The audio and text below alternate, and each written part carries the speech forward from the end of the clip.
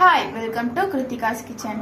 இன்றைக்கி நம்ம என்ன பார்க்க போகிறோன்னா, எங்ககிட்ட கிடைக்கிற இன்ஸ்டன்ட் டிஃபன் சாம்பார் மிக்ஸை வச்சு எப்படி சாம்பார் செய்ய போகிறதுன்னு தான் பார்க்க போகிறோம். வாங்க வீடியோக்குள்ளே போகலாம். இந்த சாம்பார் வந்து டிஃபன் ஐட்டம் எல்லாத்துக்குமே யூஸ் பண்ணலாம். வாங்க வீடியோக்குள்ளே போகலாம். குக்கரை வச்சு எண்ணெய் சேர்த்துருக்கேன். காயெல்லாம் சேர்த்து வதக்கிக்கலாம்.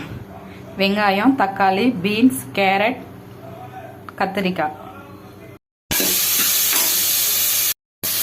உப்பு சேர்த்துக்கலாம். நான் இன்னைக்கு 3 பேர் சாப்பிட்ற அளவுக்கு சாம்பார் வைக்க போகிறேன். இந்த கரண்டியில் ஒரு 3 கரண்டி இந்த பொடி எடுத்துக்கலாம்.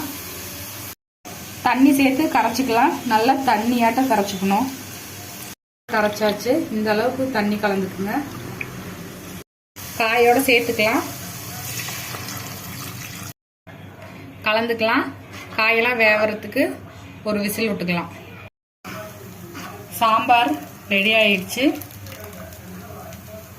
பேச்சுலர்ஸ்க்கு, சமைக்க தெரியாதவங்களுக்கு, வெளியே இருந்து படிக்கிறவங்களுக்கு எல்லாத்துக்குமே இந்த பொடி ரொம்ப ரொம்ப யூஸ்ஃபுல்லாக இருக்கும். வேணுங்கிறவங்க கீழே கொடுத்துருக்க நம்பருக்கு வாட்ஸ்அப் பண்ணுங்க. சூப்பராக சாம்பார் ரெடி. தோசை ரெடி. வாங்க டிஃபன் சாம்பாரோட தோசையை வச்சு சாப்பிடலாம்.